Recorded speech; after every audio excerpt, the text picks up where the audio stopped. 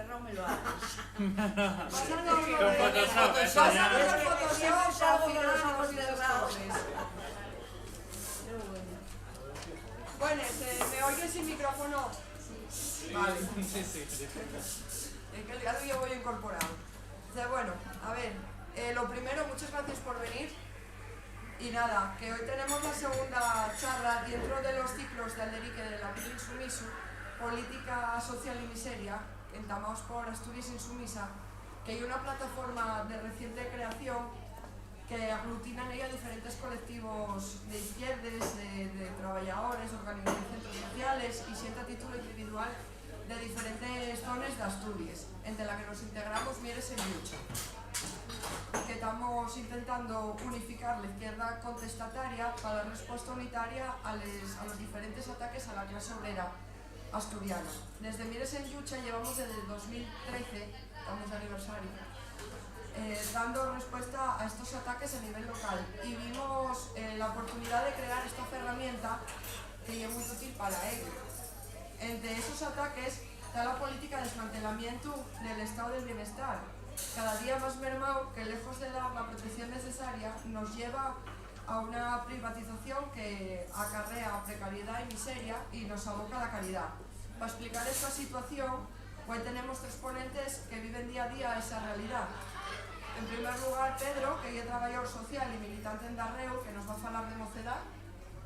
En segundo lugar, tenemos a Tere de Coespe, que nos va a hablar de las pensiones presentes y futuras y sobre todo cómo afectan a las mujeres, y a Elena, trabajadora de Lera y reconocida sindicalista, que nos va a hablar de los cuidados en lo privado y en lo público.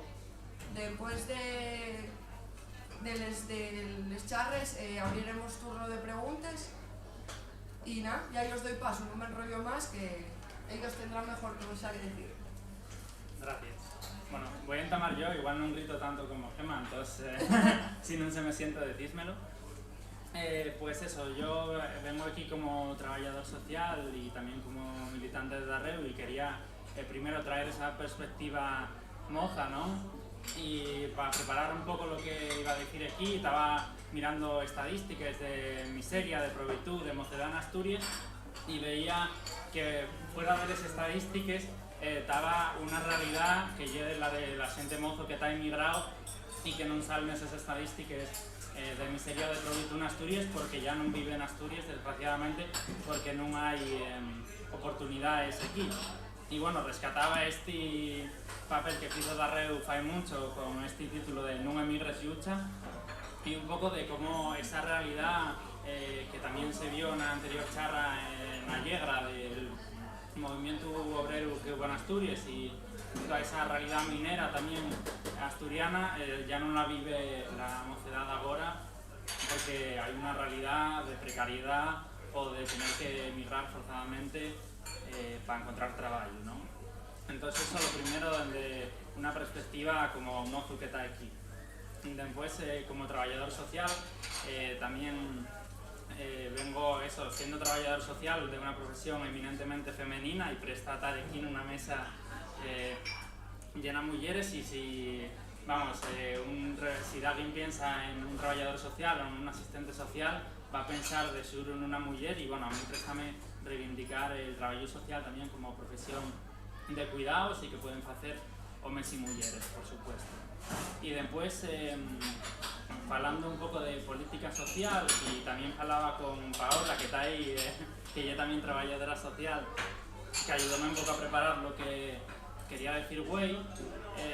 Hablábamos de la atención primaria, de los servicios sociales y tengo como 3 o 4 puntinos que voy a hablar ahora un poco y después cuando se abra la mesa pues podemos seguir hablando de ellos o de ir más a fondo con ellos.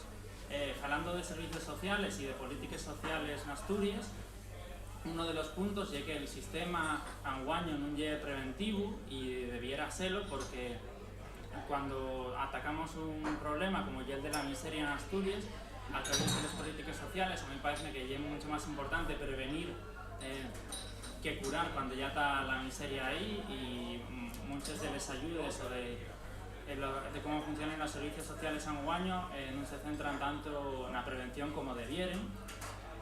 Falando de ello, también tenemos la falta de ayudas de emergencia, que debieran ser muy importantes, y tener unos servicios sociales que realmente pudieran estar ahí cuando la gente los necesita y no meses después, como el salario social básico que tarda un año en resolverse y después te lo pagan de golpe sin sentido, o el reconocimiento de los grados de dependencia que también tarda muchos meses, y de vez en cuando los necesites para acceder a una residencia, para un servicio residencial.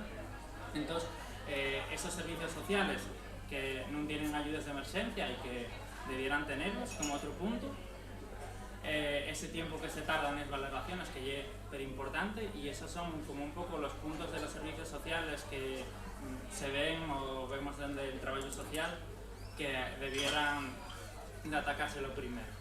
Yo si voy a dejar este primer turno y después abrimos sillas a la mesa y vamos hablando un poco más.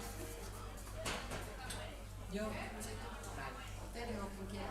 Bueno, pues yo soy Elena, soy auxiliar de enfermería en el ERA, lo que ahora se conoce como TECAE.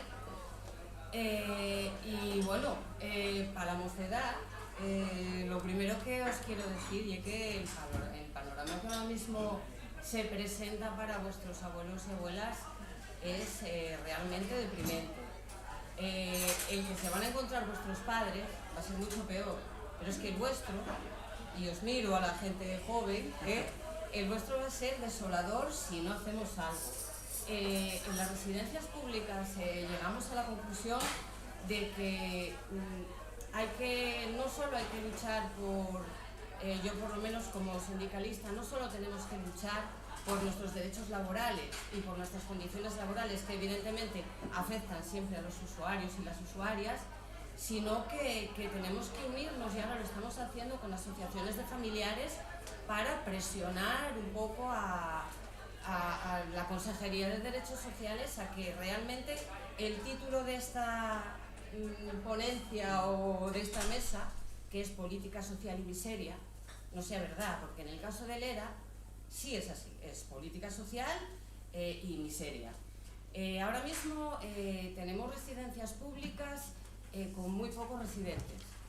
Hay unas listas de espera impresionantes. Cuando se quiere dar una plaza a una persona, se concierta con una empresa privada, o sea, con una residencia privada. Es más, hace unos años, con la residencia de Moreda, con la mitad de residentes, pues resulta que no sabemos por qué, bueno, sí sabemos por qué, pero bueno, la gente que estaba en la lista de espera se las trasladaba a plazas concertadas con la residencia de Felechosa, que no sé si sabéis de quién es, pero en el entorno de Villa y demás. Es decir, muchas deficiencias que además es que son provocadas por la administración. Es decir, las residencias públicas no podemos tener subcontratados los servicios como la comida. Los residentes y las residentes están perdiendo su capacidad de elegir lo que quieren comer, lo que les gusta. Ahora mismo se está tendiendo, se quiere implantar el modelo de atención centrada en la persona sin aumentar personal. Seguimos privatizando, los residentes siguen sin poder decidir prácticamente ni la ropa que se ponen, tienen que convivir, porque en una residencia en la que puede haber unos 150 residentes, a lo mejor contamos con 3 habitaciones individuales que son para casos especiales, para casos de personas conflictivas, para casos de personas que están muy enfermas o que están terminales, y se está obligando al resto de los residentes a convivir con personas que a lo mejor pues no cuadran, y eso no se está mirando, eso no se está viendo cómo les puede afectar en su vida diaria. No sé, o sea, estamos viendo como una persona a lo mejor a media tarde le apetece comerse un yogur y ostras, pues no, porque a media tarde no hay nada, ya merendaste el café con las galletas y ya no hay nada. No se están siguiendo las dietas de los residentes y las residentes, no se está mirando, pues lo que decía, las preferencias. Ahora mismo pues las listas de espera en residencias públicas son exageradas, teniendo, como tenemos ahora mismo, por ejemplo, Lugones. La última vez que yo supe de la cantidad de personas que había 3 residentes en una residencia de 150 plazas y aún así hay listas de espera. ¿Qué pasa con esto? Que esto nos obliga a, bien, contratar a alguien para que nos cuide a nuestros mayores en casa, llevar a la gente a residencias privadas en las que las condiciones, si pagas, son buenas, pero si pagas menos, no son tan buenas. Es decir, lo que reciben nuestros mayores es en base, básicamente, al dinero que tienen. Y eso es lo que no se puede consentir. Por eso es tan importante para nosotras, como trabajadoras, el hacer frente común con usuarios y usuarias y con sus familias y pelear porque la calidad que reciben nuestras personas dependientes, que no tenemos que olvidar que es un colectivo muy vulnerable y no están recibiendo la calidad que, no solo la calidad que necesitan, sino la calidad que merecen y la dignidad que todos deberíamos tener. Y esto así un poco a grosso modo para no enrollarme mucho más y bueno, después podríamos decir más cosas. Y bueno, para introducir un poco a Tere, decir que la mayoría, no solo de las trabajadoras, sino la mayoría de las personas residentes también son mujeres. Sí, pues sí. Bueno, a ver, enlazando con esto también, decir, yo tenía aquí algunas anotaciones, por ejemplo, enlazando de que 1 millón de personas, hay 1 millón de personas muy pobres, en pobreza casi severa, y que son trabajadores. Enlazas con eso de que siendo trabajadores están en una situación penosa, ¿no? ¿Qué ocurre? Que luego son gente que trabaja, cotiza, sus salarios son pequeños. Al tener salarios pequeños, la pensión que van a recibir va a ser una pensión pequeña. Y bueno, tenemos ahora, esta semana pasada, yo supongo que veríais los medios de comunicación, como salieron todos los partidos, quitando los de la derecha, todos los partidos del arco parlamentario, todos los sindicatos mayoritarios y todos los medios de comunicación diciendo la maravilla del sistema público de pensiones, la última pata de la reforma de pensiones que se acababa de aprobar. Bueno, pues esa última pata de la reforma que se acaba de aprobar tiene alguna cosina buena, pero es tan pequeña que no nos lleva a ningún sitio. Por ejemplo, algo de los que nosotros desde COESPE, somos la coordinadora en la que yo estoy, desde que me jubilé, ahí estoy permanentemente. Una de las cosas que habíamos pedido es que para un poco repartir, porque es lo que hay que hacer, repartir la riqueza o la pobreza, repartirla, pues resulta que nosotros lo que pedíamos era que se destoparan las pensiones máximas, ¿no? Que quien más cobre pueda cotizar más, ¿no? Bueno, pues no se ha hecho, parece ser que es un 0 con algo, un 1 con algo, o sea, muy poca la cantidad, no tengo los números, ¿no? Pero es muy poca la cantidad que destopa, con lo cual, bueno, hay una cantidad de dinero que a partir de esa cantidad para arriba, pues no cotiza. Luego tenemos, sabéis que hace, pues ¿qué fue? En el año 2021, estuvimos por toda Asturias, nosotros, la coordinadora de aquí de Asturias, pero estuvimos por toda España, estuvimos en todos los ayuntamientos pidiendo que, solicitando que los ayuntamientos de alguna manera nos apoyaran en solicitar una auditoría pública de las cuentas de la Seguridad Social, porque os han dicho por activa y por pasiva que las pensiones que no se puede sostener, ¿no? Que bueno, pues que hay poca gente que cotice y entonces como hay poca gente que cotice, pues no se van a poder sostener. Con lo cual la gente joven, yo creo que la gran mayoría, todos tienen claro de que el día de mañana no van a tener pensiones, porque yo eso por lo menos es lo que me dicen siempre, ¿no? Cuando hablas con gente joven, nosotros no vamos a cobrar la pensión. Y nosotros decíamos, claro que son sostenibles. Las pensiones son sostenibles porque lo que están haciendo en las pensiones es pagando situaciones que no deberían de pagarse. Cuando nosotros cotizamos, estamos trabajando y cotizamos para nuestra pensión, no cotizamos para pagar otra serie de cosas que tiene que pagar el Estado con los presupuestos generales del Estado, igual que pagan a la monarquía, igual que pagan a la Iglesia, igual que pagan el ejército, pues todo eso también hay que pagar una serie de cosas. Mira, puse yo aquí, cogí unos datos, a ver si los veo, que veo muy mal ya, la edad no perdona, y además lo puse muy pequeño, no sé si lo veré, pero por ejemplo, las ayudas que dan para los hijos, las ayudas salían de lo que era la hucha de la seguridad social, ¿no? Reducciones de cotizaciones a la seguridad social, de las políticas aquellas activas de empleo también, o sea, son un montón de cosas salen de lo de las pensiones, ¿no? De lo que nosotros cotizamos.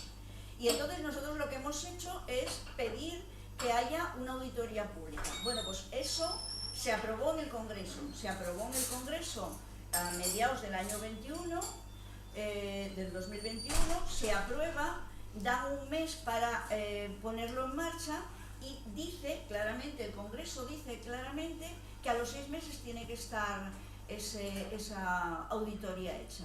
Bueno, pues fijaros en que estamos, en abril del 2023 y no lo han hecho. Ahora el ministro Escrivá parece que quiere hacerlo a través de su propia gente, ¿no? Bueno, ya saben, pues yo si hago mis cuentas ya las haré a mi manera. Y esta es un poco la situación que tenemos. Dinero lo hay, lo que pasa que, bueno, pues se reparte mal, y luego está el tema de las pensiones mínimas. Mirad, las mujeres somos las que cobramos peores pensiones. ¿Por qué? Bueno, pues porque fuimos una generación, las que ahora mismo estamos jubiladas y algunas después, hubo una gran mayoría que, bueno, pues nos dedicamos, antes no había residencias, nos dedicábamos a cuidar a hijos, cuidábamos a padres, a hermanos si quedaban con una minusvalía, a suegros, no, éramos las mujeres. ¿Por qué? Porque el marido era el que trabajaba, y en caso de que trabajasen los dos, como la mujer era la que cobraba menos, bueno, pues normalmente hablamos, oye, ¿quién se queda? Pues se queda el que cobre menos. ¿Quién se quedaba? Se quedaba la mujer. ¿Qué ocurre? Que luego no tiene cotizado lo suficiente, con lo cual cobra una pensión de miseria. Bueno, pues la ampliación de miseria, el 8,5 ese que subieron y que tanto programaron, bueno, pues ¿qué más te da que te suban el 8,5 de una pensión? Vamos a ver, los pensionistas no podemos trabajar en otra cosa, no trabajamos. Llegamos a una edad que a mí me cuesta mucho trabajo, y no estoy muy gorda, ¿no? Pero me cuesta trabajo agacharme a poner los calcetines, ¿no? Entonces quiero decirte, vamos a ver, cuando tienes una cierta edad ya no puedes buscar trabajo, no puedes hacer otra cosa. Un trabajador, pues a lo mejor, si no tiene suficiente para trabajar, pues se busca aquel otro chollo, hace cualquier otra cosa, pero cuando eres pensionista ya no. Entonces, el 8,5 que nos han subido, cuando la vida sabemos cómo está, que la cesta de la compra está como está, no nos llega. Y tenemos muchas mujeres, hombres también, pero la gran mayoría son mujeres que cobran una miseria, que cobran 500, 600 euros. Acabo de estar con una señora que me dice que su viudedad era de 202, una señora de aquí de Mieres, que su viudedad es de 202 euros. Posiblemente ella tiene una ayuda contributiva, de esta no contributiva, de 400 no sé qué, o sea, 400 y pico más los 200 de su marido serán 600. Con eso tiene que vivir.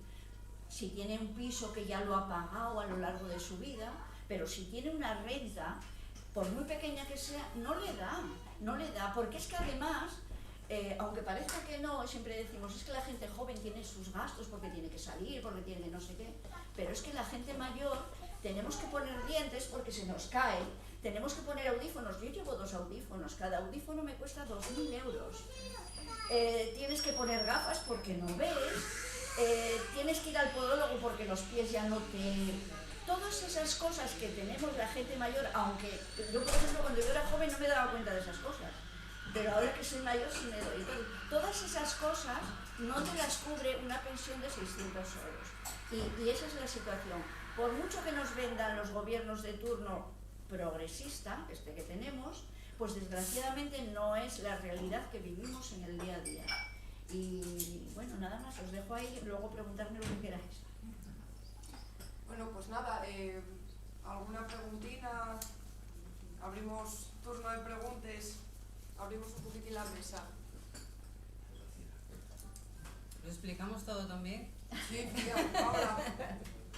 Bueno, yo sobre el tema de la pobreza tiene rostro de mujer, y hablándolo también con Pedro, hay muchos casos que se detectan, sobre todo en las cuencas mineras, que es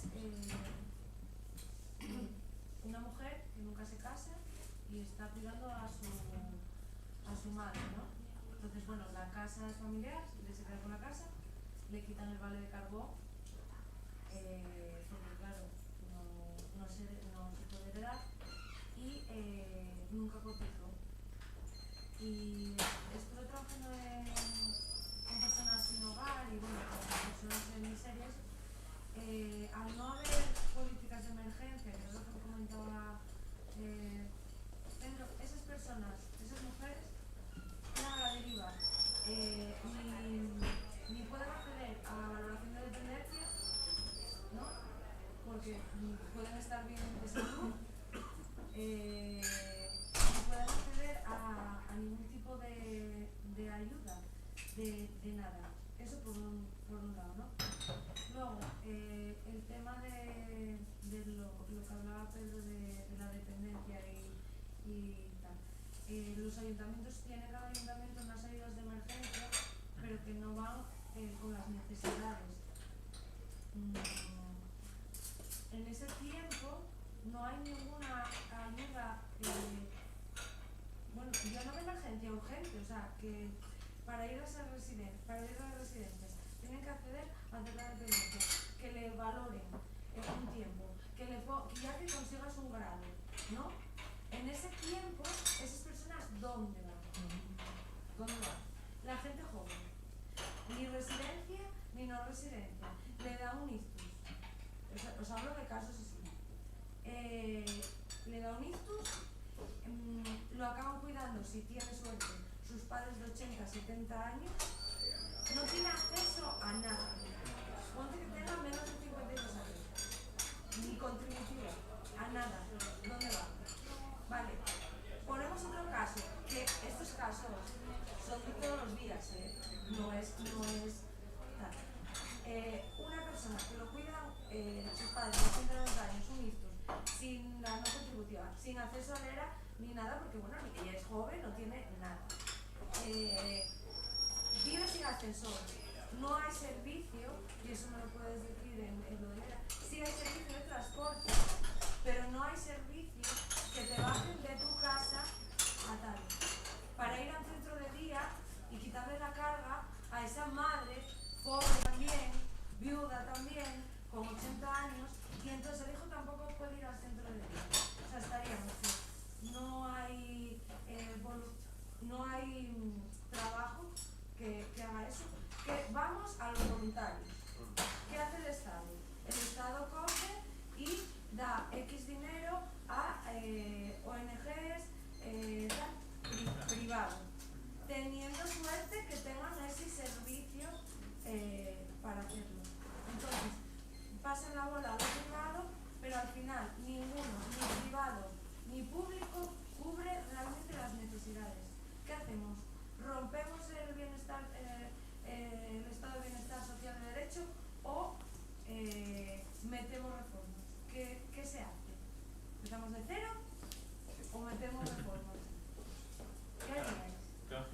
Como pregunta está bien, pero la respuesta ya es más complicada. Claro. No soy mala. Pues la respuesta sí, ¿no? Tiene razón. La respuesta es complicada. O sea, la pregunta es la que nos hacemos todos, pero la respuesta es difícil. Yo creo que bueno, a lo mejor es que mi generación tiene otra manera de ver las cosas, pero mi respuesta sería la lucha. la lucha, pero la lucha en la calle. Esa sería mi respuesta. De hecho, en el ERA lo estamos haciendo. En el ERA... que es cíclico, o sea, quiero Sí, decir, sí. no es el problema de ERA. No, es todo, es jóvenes. absolutamente todo, efectivamente. De hecho, hay mucha gente joven, o sea, joven, pues a lo mejor con 52 años, que como tú bien decías, podía tener un ictus, puede tener algún tipo de problema que le genere una dependencia, y como, bueno, sus familiares todavía lo pueden cuidar, pero quizá necesitan un respiro para conciliar o para trabajar, solicitan plaza en el centro de día. ¿Qué pasa cuando llega esa plaza en el centro de día? Que esa persona ya está para estar en una residencia. Entonces, se le da la plaza de centro de día como parche, pero es como, al final, no deja de ser un aparcadero, porque están llevando a personas a los centros de día que no están para estar en los centros de día y los dejan allí sin ningún tipo sin atención, sí, por supuesto, pero sin ningún tipo de estimulación cognitiva, porque realmente ya no la necesitan.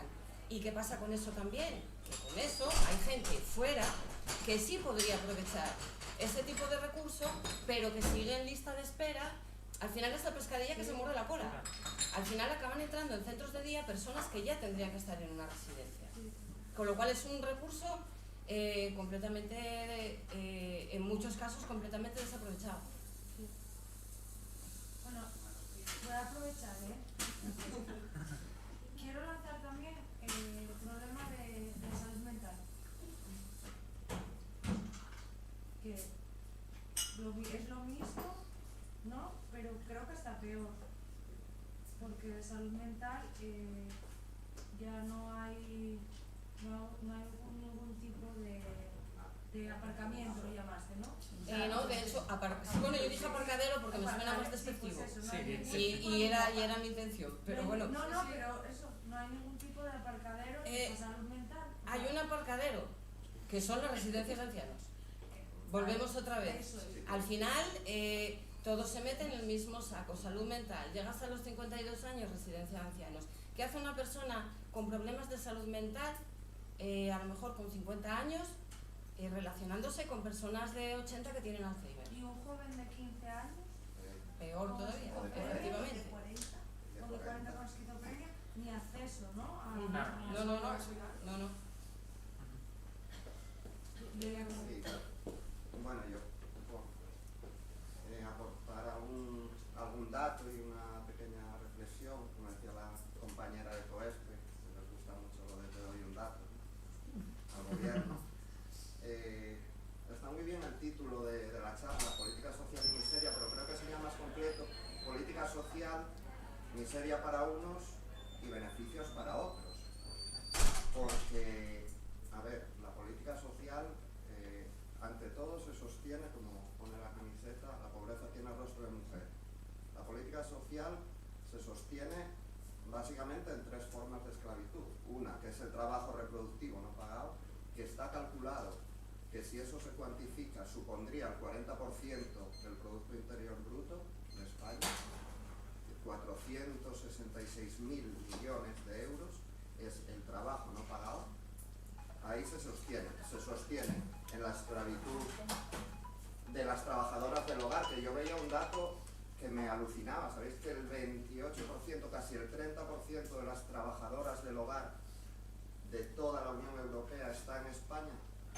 Eso da un indicativo también de lo pobre y lo frágil que es el estado del bienestar que llamamos aquí, ¿no? Y luego la tercera forma, no de esclavitud, sino de explotación, que es la de toda la gente que trabaja en el sector remunerado de los cuidados, que el 90 y mucho % son mujeres, ¿no? Entonces, pero claro, si hay miseria para unos, hay beneficios para otros. Hablaba la compañera Elena de las residencias públicas. Yo trabajé 5 años en una residencia privada, estuve 7 años viviendo en Málaga y ahora me volví para acá después de la pandemia.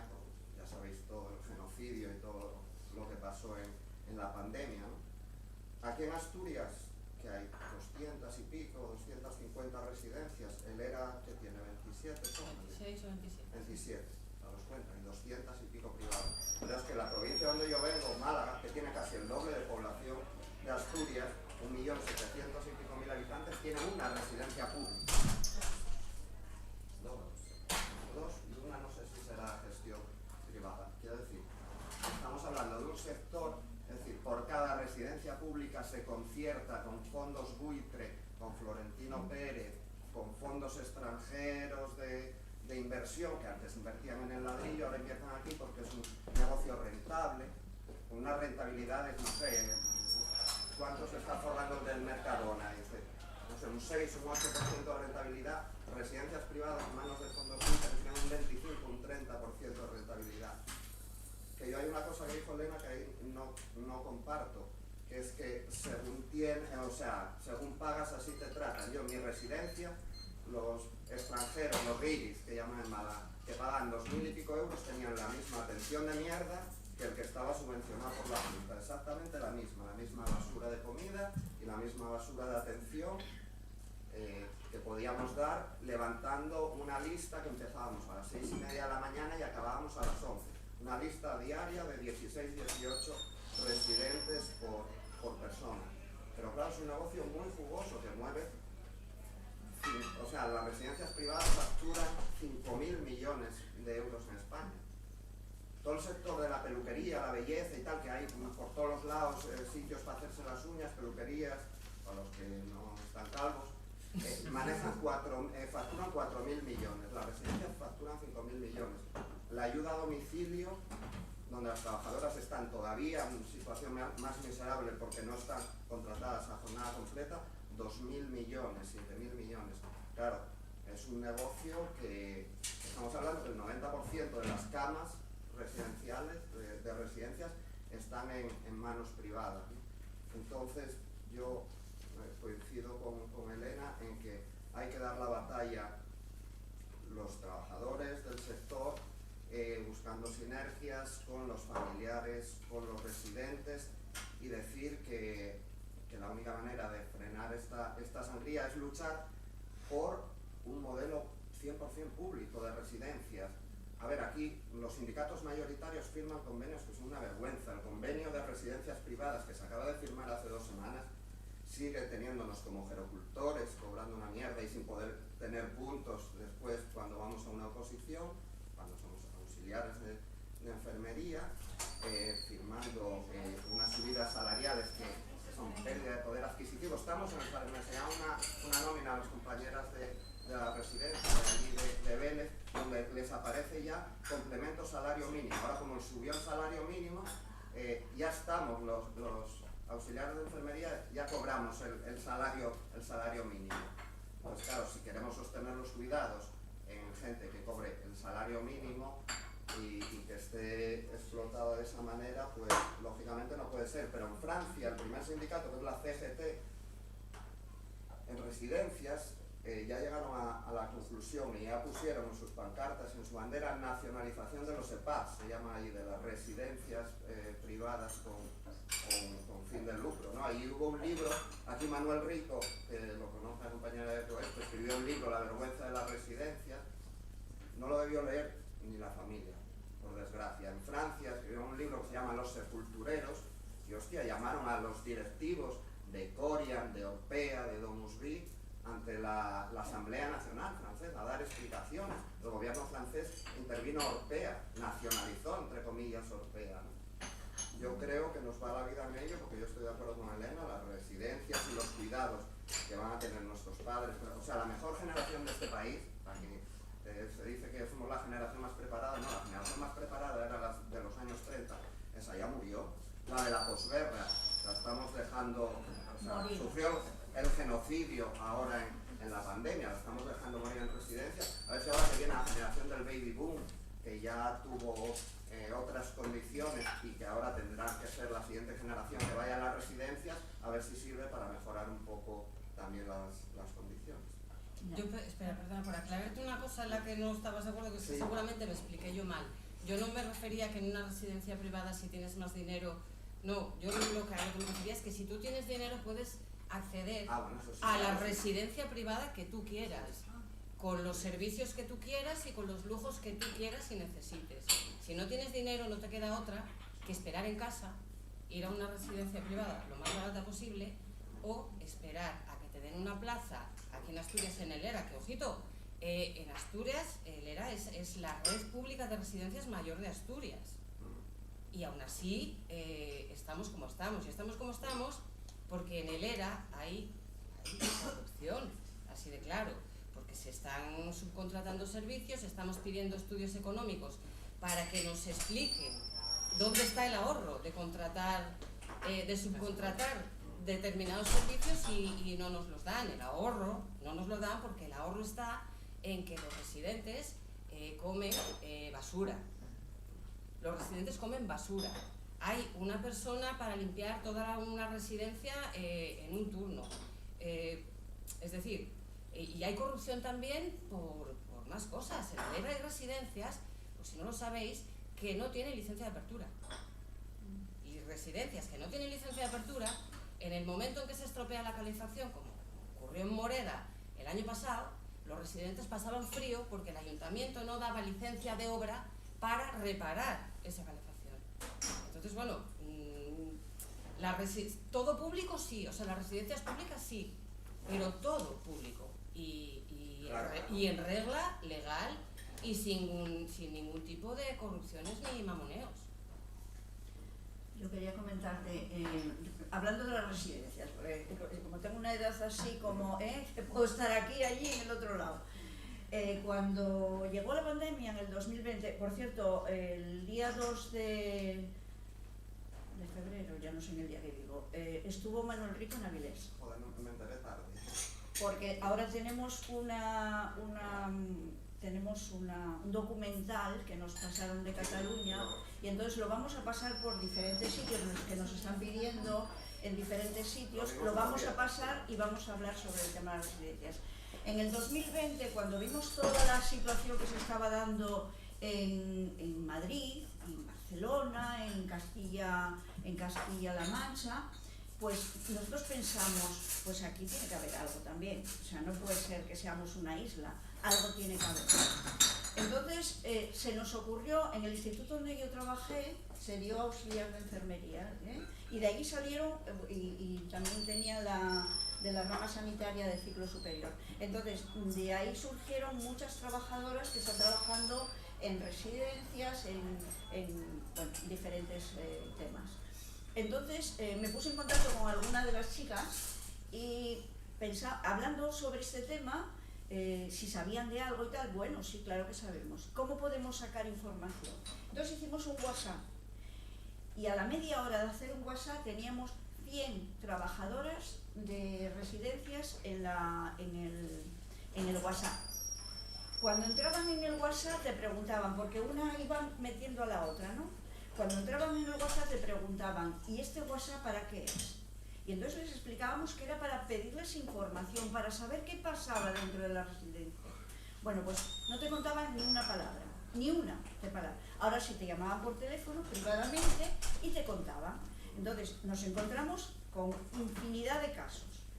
Desde una residencia que no tenía casi sábanas para reponer, desde la que una muy cara en mi concejo, con 1 litro de caldo de gallina blanca rellenaba y daba de cenar a 40 personas, desde algo que a mí me impresionó muchísimo, porque yo, bueno, pues me levanto a las 8, a las 9, a la hora que me da la gana, porque ya tengo una edad que me levanto a la hora que me da la gana, tengo la disposición de mi tiempo como quiero. Bueno, pues que tengan que levantarse a las personas mayores a las 6 de la mañana para tenerlas aseadas a las 9 para darles el desayuno y tenerlas desde las 6 de la mañana hasta las 9 sentadas en un sillón, a mí me parece lo peor que se puede hacer a una persona.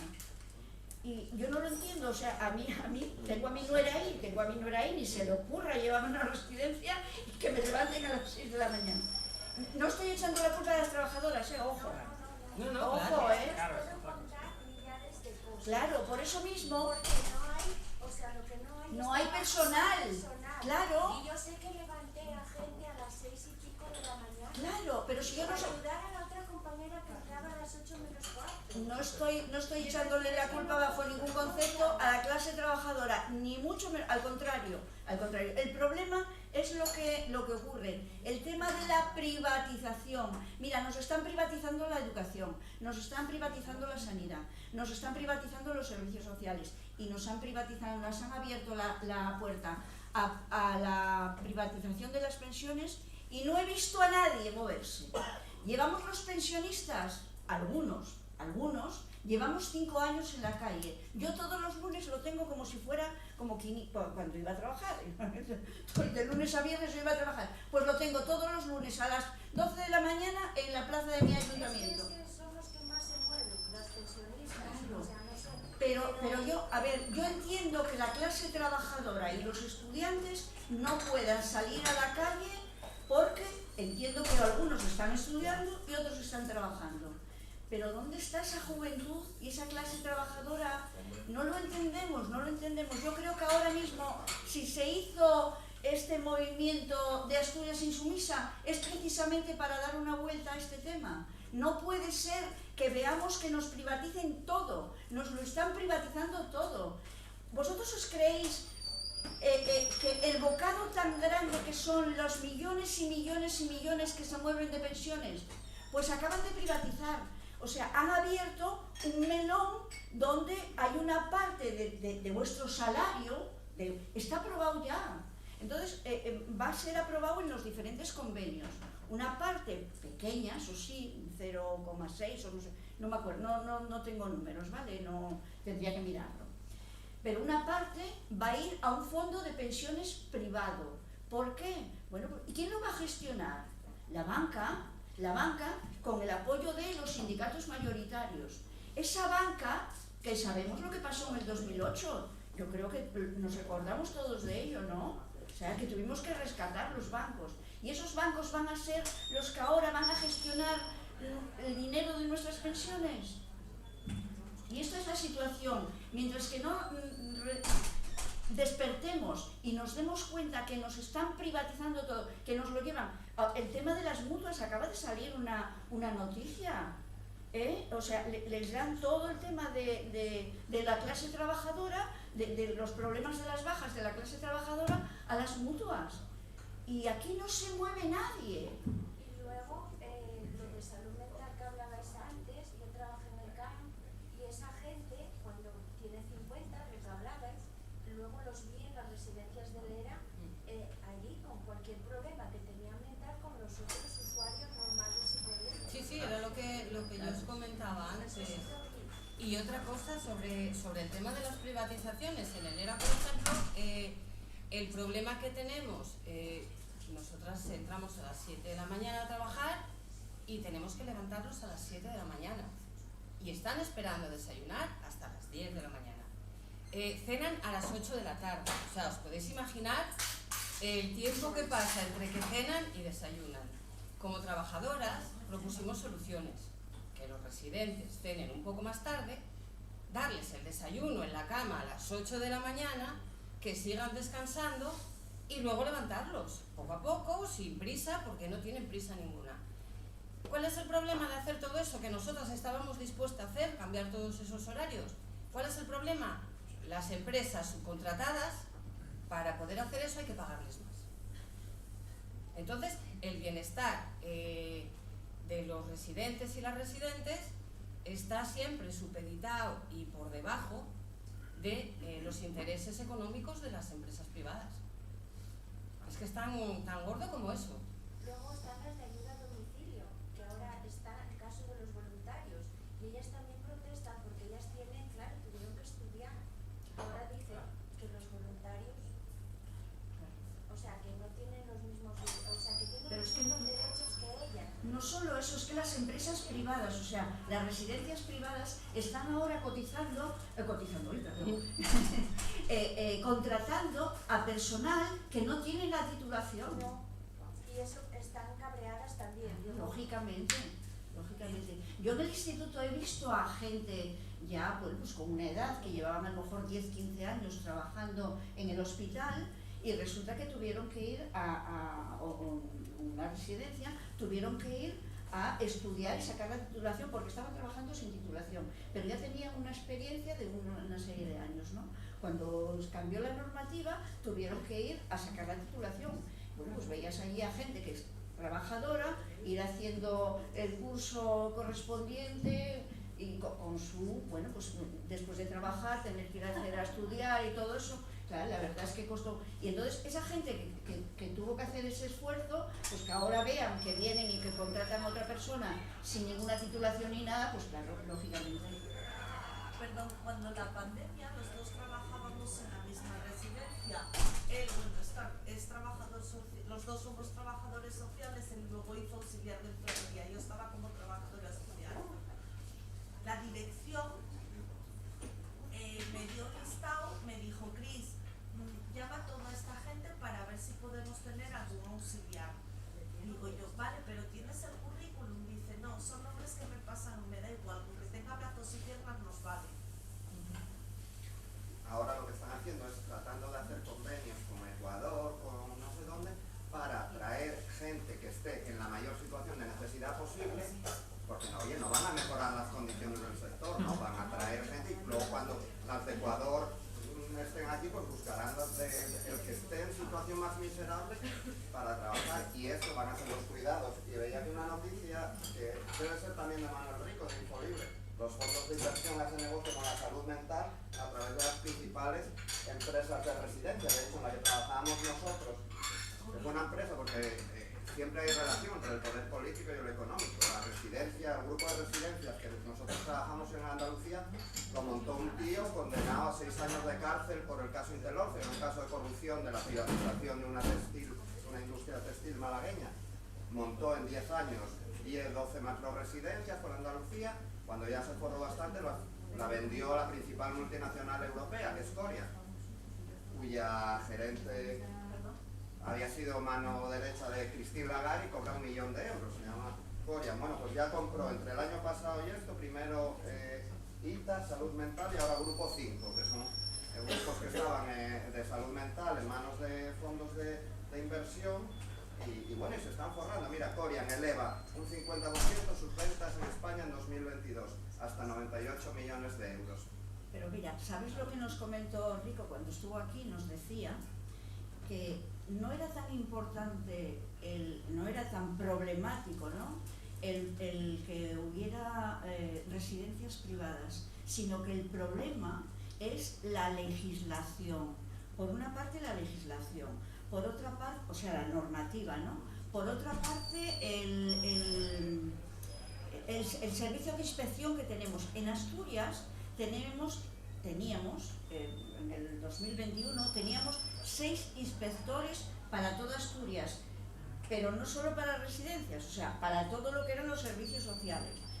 Uno que se pone de baja, el otro que sí tiene permiso, el otro que tiene vacaciones. Vale, o sea, imaginaros lo que puede hacer, ¿no? O sea, si hubiera una legislación que impidiera todas esas prácticas, o sea, la mala alimentación, el que tengan que... Yo es que pienso, me llevan por una residencia y tengo que compartir habitación con una persona que no conozco de nada y que no me apetece. La semana pasada, no, habrá 15 días o así, una señora tuvo que sacar a su madre de la residencia porque ya no podía. Estaba conviviendo en la misma habitación con otra compañera que no estaba bien, la buena señora no estaba bien. Entonces se levantaba todas las noches y en medio de las 2 camas meaba. Entonces claro, la otra mujer fue cogiendo y tuvo que sacarla, ¿no? Vamos a ver.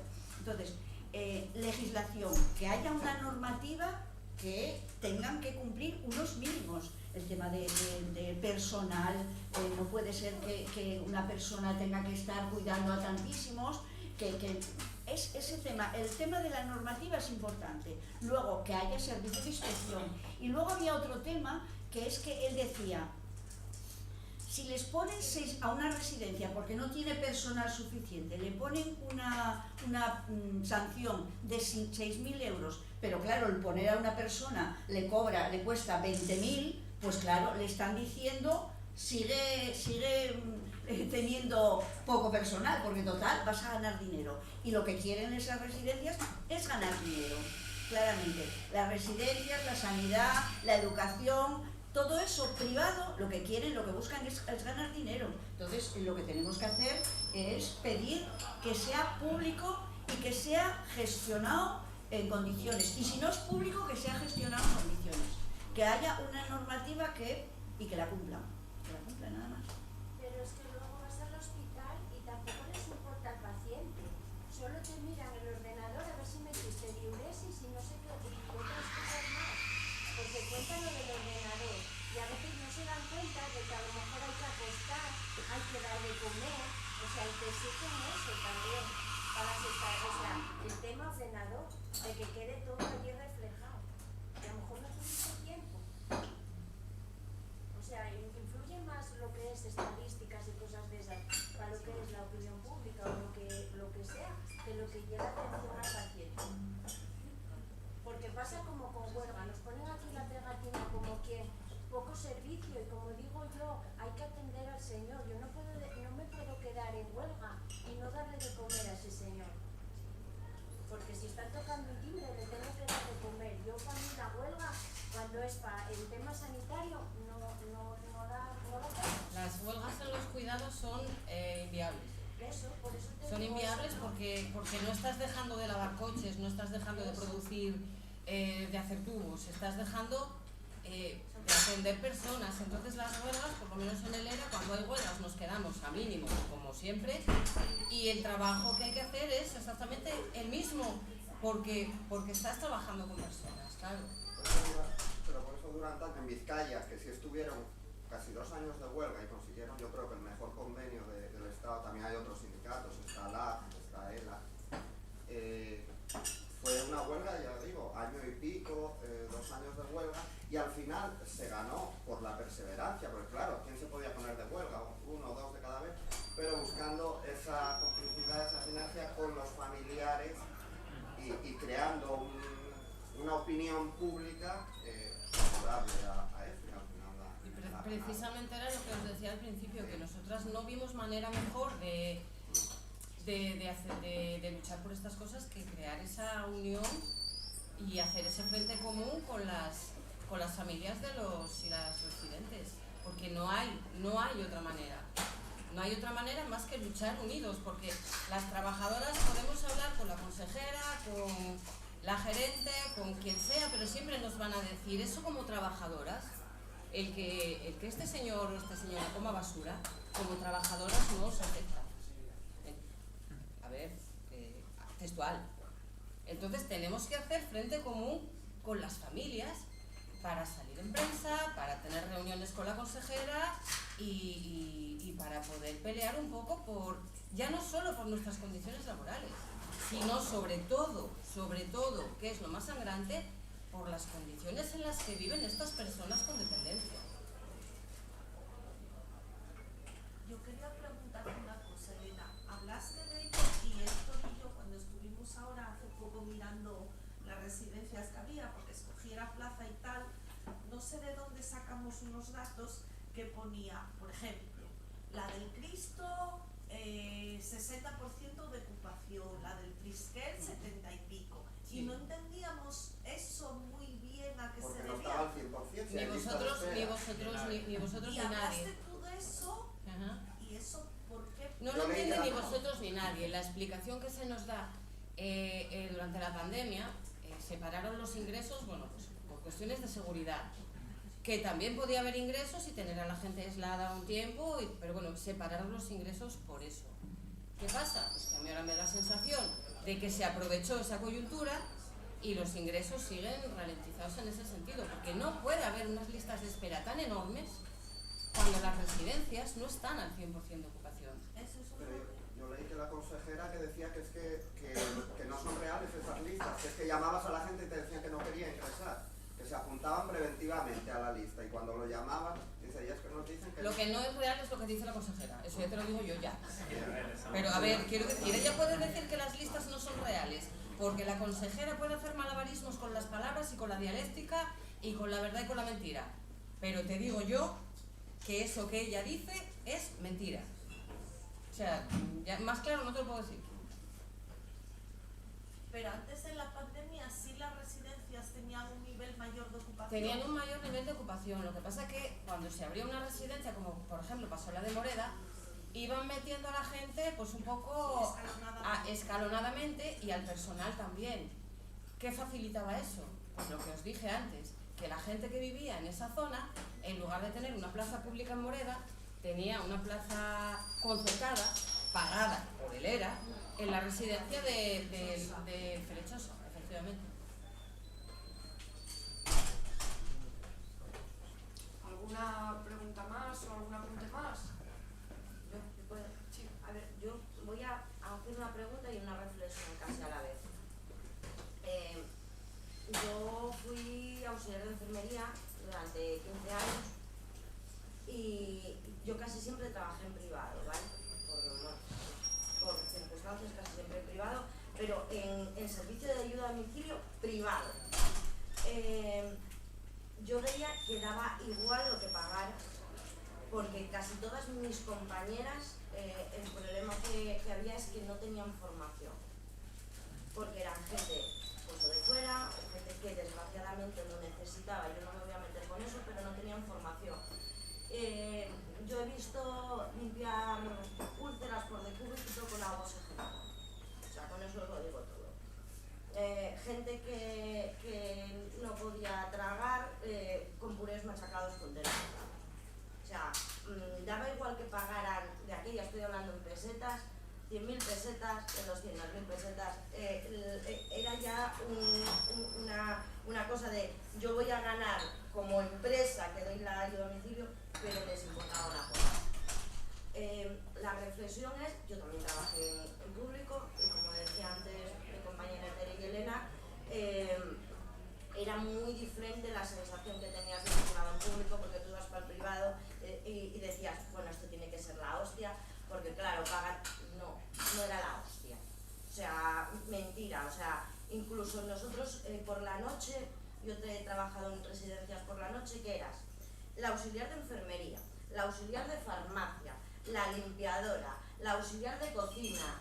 Y claro, cuando venía la familia los fines de semana, la plancha y fregar y todo. O sea, cuando venían los fines de semana era cuando estaba todo el equipo médico allí. Había hasta enfermero, que no lo veías en toda la semana.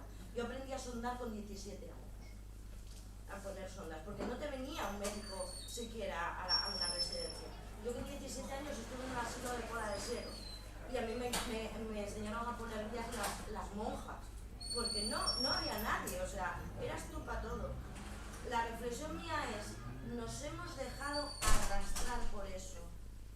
Yo creo que nos hemos dejado el conformismo que hemos tenido, yo me meto en ello porque tengo 40 y muchos, nos hemos dejado arrastrar por eso, porque si veíamos eso, ya teníamos que en aquel momento parar y frenar. Pero el momento que intentabas quejarte, yo tuve una empresa, que me quejé a la empresa de mis compañeras que lavaban a mis abuelines, que yo les llamaba porque yo tenía 17, 18 y hasta 20 años, con agua oxigenada. Al día siguiente, casualmente, esa familia se había quejado de mí y yo estaba en la puta cama. Y era mentira, no se habían quejado de mí. Es que no querían a una persona así. Yo tuve 2 años en una empresa que me decía que estaban cotizando por mí, quitándome de 20.000 pesetas todos los meses, y era para otros. Yo cuando fui a coger el paro no tenía nada. Pero claro, era aquella, era inexperta, de aquella no sabías nada. Por eso te digo que creo que nos hemos dejado arrastrar por esas situaciones, porque lo veíamos muy cómodos con la edad que teníamos, cobrábamos puntos y nos quejábamos, íbamos a la calle pero encontrábamos sitio de trabajo en otro lado. Ahora estamos viendo lo que sembramos hace 20 y 30 años. Yo creo que es lo que dice Elena, lo que tenemos que hacer es la lucha, no seguir dejándonos arrastrar, decir, aquí estamos y queremos algo mejor para nosotros, para nuestro pasado, pero también para nuestro futuro. Y para el presente de los residentes. Por eso, claro. Digo ahora, Sí, pero sí. también para nuestro pasado. Nuestro pasado estoy hablando de nuestros padres, de nuestros abuelos, de nuestro futuro, de nuestros hijos y de nuestros nietos. Y si seguimos dejándonos pisar, así como nos estamos dejando pisar y dejándonos llevar que otro ya hablará otro. Yo soy delegada sindical y muchas veces me dicen en mi trabajo, bueno, ¿para qué estáis? Y a mí eso me da rabia. Si mis compañeros no me apoyan, yo sola no puedo salir a la lucha. Y por eso yo creo que lo de Asturias Insumisa es algo que deberíamos coger todos y decir, vamos a salir todos, no nos vamos a seguir arrastrando ni dejándonos pisar. Por eso, no solo por el presente, sino por el pasado y por el futuro. Por eso os dejo esa reflexión y esa pregunta que os hacía al principio de, ¿no pensáis que nos hemos dejado un poco arrastrar?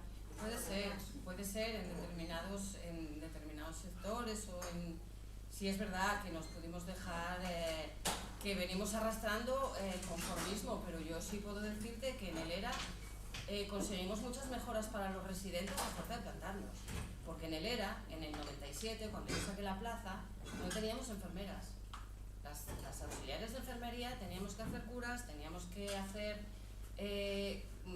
sacar medicación, poner insulinas, tomar tensiones, y evidentemente para nosotras ya no era la carga de trabajo, que yo al final salía a la hora que salía y me daba igual tener que hacer unas cosas que otras, era esa responsabilidad y el saber que yo, por ejemplo, no estaba capacitada para hacer algunas cosas y podía poner en peligro no solo el bienestar, sino la salud de los y las residentes. Y eso lo peleamos y conseguimos tener enfermeras en el ERA. ¿Que no peleamos lo suficiente?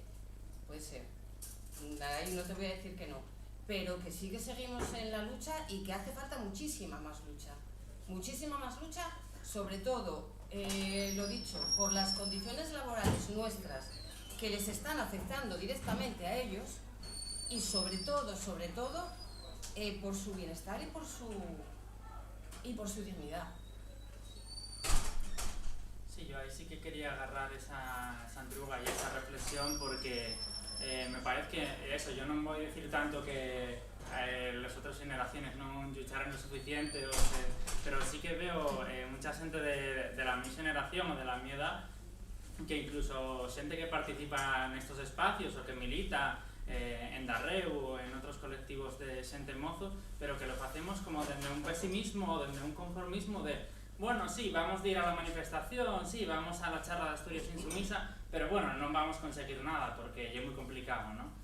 Entonces sí que hay que salir un poco, yo creo, de ese pensamiento de conformarse con las pensiones, ya que las pensiones son insostenibles, claro, ya que no podemos hacer nada, entonces quedo en casa, no vengo aquí.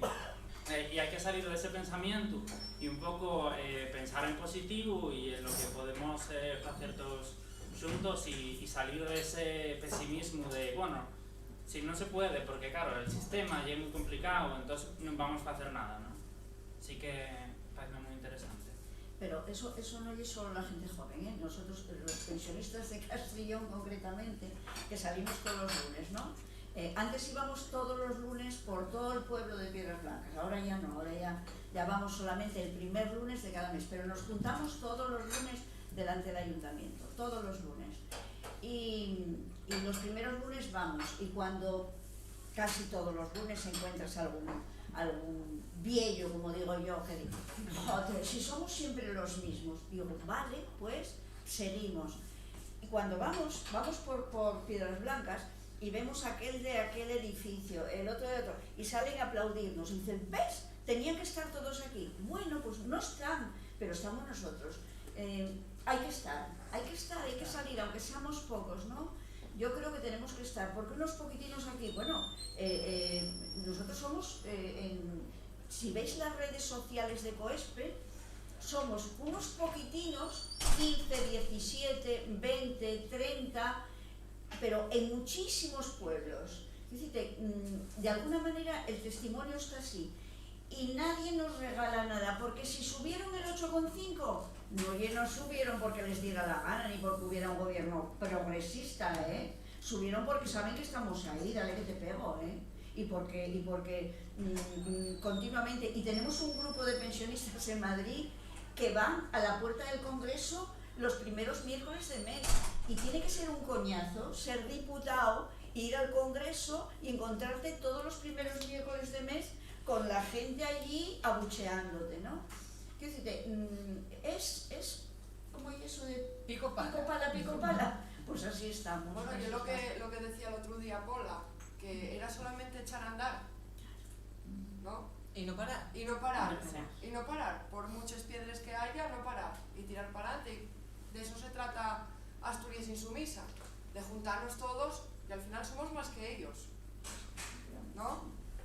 Pues nada, si no hay ninguna preguntina más o algún apunte, nada más. Pues nada, damos las gracias. El día 12, a las 12 de la mañana, hay, no sé si aquí en Mieres también, yo creo que sí, ¿no?